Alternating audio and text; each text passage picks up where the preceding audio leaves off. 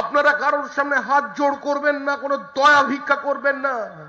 আপনারা যে পাচ্ছেন লক্ষ্মীর ভান্ডার, কার্ড টাকা, সাইকেল যাচ্ছে মেয়েদের বাড়িতে, কার্ড টাকা, এই যে লক্ষ্মীশ্রী, কত রকমের শ্রী। একটা বিশ্রী সরকার মানুষকে দীর্ঘদিন শ্রী উপাধি দিতে পারে না, এই সরকারও কোনোদিন পারবে না। আরে এ টাকা কার টাকা? যে আমার মা লক্ষ্মীর ভান্ডার পাচ্ছেন 1200 টাকা মাসে, আজকে সেও দোকানে গিয়ে সাবানটা যে টাকায় কিনছেন, আপনার এখানে বসা যিনি আমাদের বিধায়ক আছেন মালতী দি, তিনিও সেই টাকায় কিনছেন। এই মঞ্চে এমন কয়েকজন আছেন, ওই তো দাদা আছেন, বড় ব্যবসাপাতি করেন, জিজ্ঞাসা করুন, উনিও যে টাকায় দোকানে সাবান কেনেন 15 টাকা দিয়ে, আপনিও 15 টাকা দিয়ে সাবান কিনছেন। ট্যাক্সের টাকা কোথায় যাচ্ছে? যাচ্ছে কেন্দ্র সরকারের কাছে, রাজ্য সরকারের কাছে। অর্থাৎ যে টাকা আমরা আমাদের শ্রমশক্তি দিয়ে অর্জন করেছি, প্রত্যক্ষ বা পরোক্ষ করের মধ্যে দিয়ে সেই টাকা রাজ্য কিংবা কেন্দ্রের কোষাগারে জমা হচ্ছে, আপনাদের টাকা আপনাদের কাছে ফিরে আসছে। কিন্তু মাঝখানে অন্তরায় হয়ে দাঁড়িয়েছে তৃণমূল কংগ্রেসের সরকারের প্রাতিষ্ঠানিক দুর্নীতি। এই যে নরেন্দ্র মোদী কোভিড কালের পরেও 60টি প্রকল্প চালিয়ে রেখে গেছেন। আপনারা যে রেশনের বিনা পয়সায় পাচ্ছেন 80 কোটি ভারতবর্ষের মানুষ, হিন্দু পাচ্ছে, মুসলমান পাচ্ছে, ব্রাহ্মণ পাচ্ছে, রাজবংশী পাচ্ছে, মতুয়া পাচ্ছে, খ্রিস্টান পাচ্ছে, বুদ্ধিস্ট পাচ্ছে, চাকমারা পাচ্ছে, যার ধর্ম নির্বিশেষে প্রত্যেকে যে রেশন টাকা পাচ্ছেন।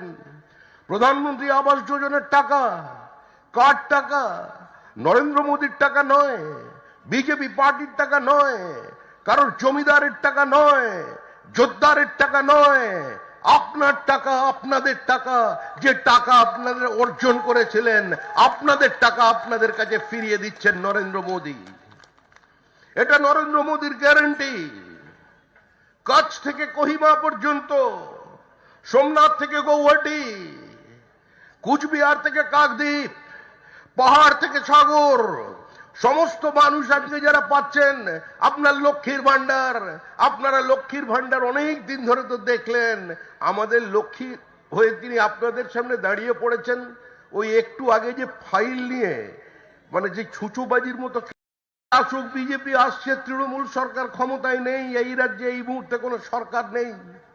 যে রাজ্যের মুখ্যমন্ত্রী সমস্ত সাংবিধানিক রীতিনীতি বলে সংবিধানের শপথ নিয়ে প্রশাসনিক প্রধান হয়ে সরকারি কর্মচারীদের উপরে আক্রমণ করেন।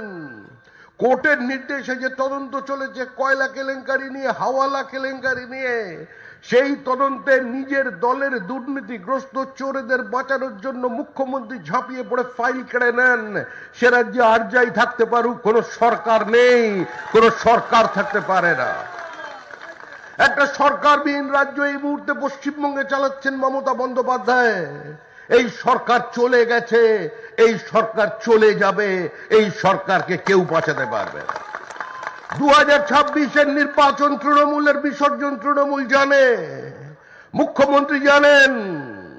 মুখ্যমন্ত্রী এখন থেকে দৌড়ে বেড়াচ্ছেন দেবতাদের পেছনে, দেবতা। এখন মুখ্যমন্ত্রী ছাত্রদের দিকে তাকিয়ে বলছেন, মাকে ডাকো, মা, উনি তোমাদের চাকরি দেবেন। মুখ্যমন্ত্রী চাকরি দিতে পারবেন না, নতুন ব্রিজ তৈরি করতে পারবেন না, রাস্তা মেরামত করতে পারবেন না, বাঁধ সারাতে পারবেন না, আপনাদের জন্য নতুন কোনো প্রকল্প নিয়ে আসতে পারবেন না। কারণ একটা দেউলিয়া সরকার আপনাদের মাথার উপরে ঋণের বোঝা বসিয়ে দিয়ে চলে যাচ্ছে। যেদিন ক্ষমতায় এসেছিল সেদিনে রাজ্যের ঋণের পরিমাণ ছিল 1,92,000 কোটি টাকা, আর আজকের ঋণের পরিমাণ বেড়ে দাঁড়িয়েছে 7 লক্ষ কোটি টাকা। সমস্ত আর্থিক শৃঙ্খলাকে ভেঙে ফেলেছে তৃণমূল কংগ্রেস। এই সরকার 75 আর 25-এর ভাগের সরকার। এই সরকার ঘোষণা করেছে জো জিতা ও সিকান্দার, জিততে হবে, যে কোনো মূল্যে জিততে হবে, বিডিওদের দিয়ে ভোট লুট করিয়ে জিততে হবে, মানুষকে খুন করে পঞ্চায়েত দখল করতে হবে, মানুষের উপরে চরিত্র হননের মিথ্যা কেস দিয়ে তাকে জেলে ঢোকাতে হবে, বিরোধীদের মিথ্যা মামলায় ফাঁসিয়ে দিয়ে তাদের দূরে সরিয়ে দিতে হবে। শুধু ছেলে নয়, এরা মেয়েদের পর্যন্ত বাদ দেয়নি। আমাদের মহিলারা এখানকার নির্বাচনে লড়াই করতে গিয়ে আমাদের অর্পিতা নারায়ণ, দীপা চক্রবর্তী এখন একজন মঞ্চে আছে, এরা এখান থেকে গিয়ে কাশ্মীরে চলে গেছে, রাত্রিবেলা ফোন করছে অর্পিতা, দাদা কি হবে, ঢুকতে পারবো তো? আমি ঢুকতে পারবি, নিশ্চিন্ত থাক, নিশ্চিন্ত থাক। আমাদের কর্মীদের মেরে বাইরে বার করে দিয়ে তৃণমূল কংগ্রেস যদি মনে করে তাকে ক্ষমতার পরিবর্তন করব, ভুল করছে। এত অত্যাচারের পরেও, এত নিপীড়নের পরেও, এত লক্ষ্মীর ভান্ডারের গল্পের পরেও কিন্তু 11,000-এর বেশি আসনে আমরা জয়লাভ করেছি, পঞ্চায়েতে অধিকাংশ মহিলা।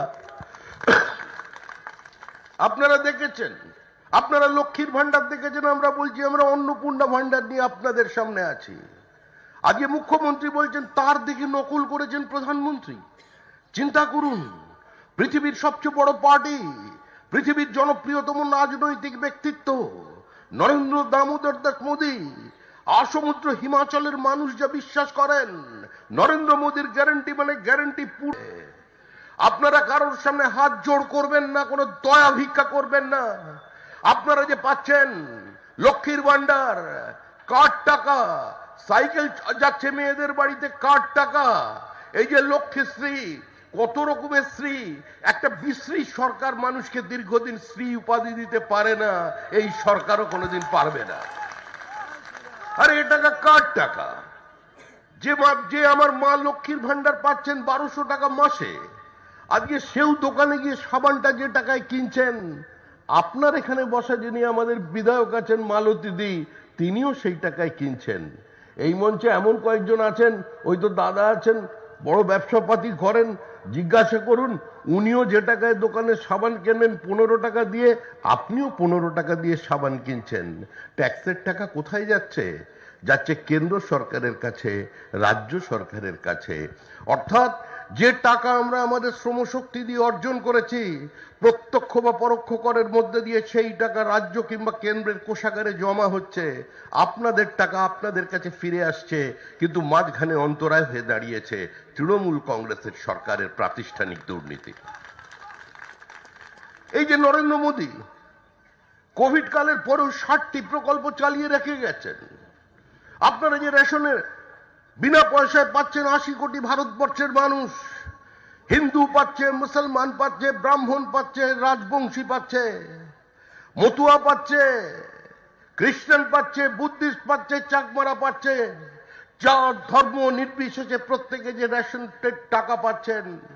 প্রধানমন্ত্রী আবাস যোজনার টাকা, কার টাকা, নরেন্দ্র মোদীর টাকা নয়, বিজেপি পার্টির টাকা নয়, কারোর জমিদারের টাকা নয়, যোদ্ধারের টাকা নয়, আপনার টাকা, আপনাদের টাকা, যে টাকা আপনাদের অর্জন করেছে।